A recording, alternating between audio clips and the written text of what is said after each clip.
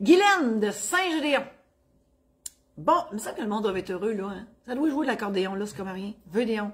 Hein, le Père Gédéon, là. T'en répètes-tu, Martine? Hein, le Père Gédéon? Moi, Saint-Gédéon, là, je vois Père Gédéon, l'accordéon, ça patente. Et voilà. Bonjour, je suis héritière d'un REER, c'était bon ça, d'un membre de ma famille et je me pose différentes questions à propos des impôts dans le domaine des héritages. Oui. Là, on ne sait pas c'est qui vous l'a légué, hein, le REER. Première question, si je transfère le REER dont j'hérite directement dans mes propres REER, qu'arrive-t-il avec les impôts? Ben c'est ça, c'est là que je m'en allais.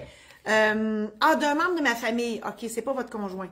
Bon, il y a un roulement d'impôts des REER entre conjoints seulement.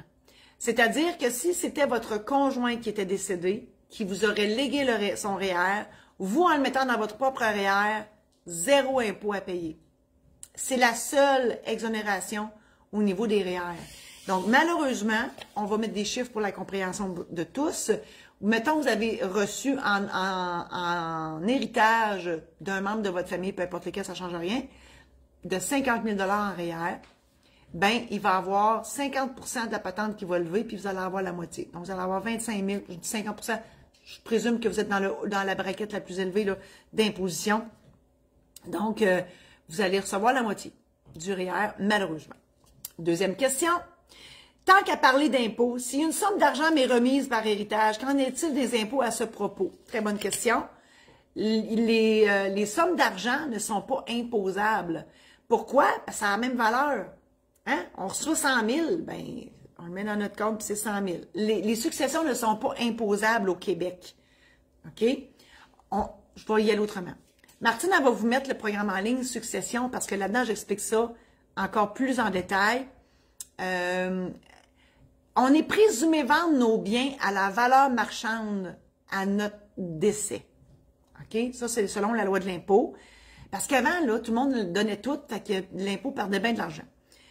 Il y a une exonération entre conjoints, OK? Pour tout le reste, on parlait des REER, mais quand on lègue tous nos biens à notre conjoint, malgré la présomption qu'on est présumé vendre nos biens à la valeur marchande, ben, il n'y a pas d'impôt à payer entre conjoints. La résidence principale aussi, c'est une exonération. Mais si vous léguez vos biens à vos frères et sœurs, OK? Ben là, il y a de l'impôt à payer, mais l'impôt est payable par la succession. Parce que c'est la personne décédée qui paye l'impôt. C'est elle qui est présumée avoir vendu ses biens à la valeur marchande. Donc, je mets des biens là-dessus. Donc, la maison, elle est exonérée, peu importe à qui on la lègue. Donc, pas d'impôt là-dessus. De l'argent en banque, on vend pas, tu sais, quand même, tu vendrais 20$, tu vas avoir 20$ pour, là. On comprend? Ça a la même valeur. Une voiture, ça déprécie. Donc, à moins que ce soit une voiture de collection. Donc, il n'y a pas d'impôt à payer là-dessus.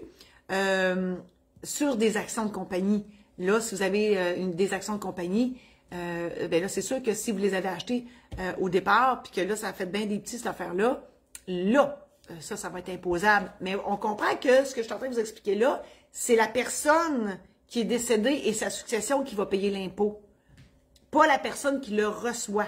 Parce qu'au Québec, les successions sont non imposables. C'est comme si vous gagnez à la loterie. Je vous invite à la partager, cette chronique, à vos amis Facebook si vous croyez que ça peut servir à d'autres. Je vous invite à consulter mon site internet marie-josée-saint-laurent.com, l'autre de ma maison d'édition, maison-d'édition-saint-laurent.com. J'ai pas parlé de mon domaine de villégiature, des chalets en Boiron à louer dans les Laurentides, domaine-lamarieuse.com. Je vous invite aussi à vous procurer vos billets. Là, je parle pour la région de l'Abitibi, vos billets pour ma chaufférence, mon rodage de ma chaufférence intitulé « Vaut mieux en rire avant de partir ». Rodage, donc on ne sait pas ce qui va arriver là-dedans. Tout peut arriver dans un rodage. On sait quand ça commence, on ne sait pas quand ça finit.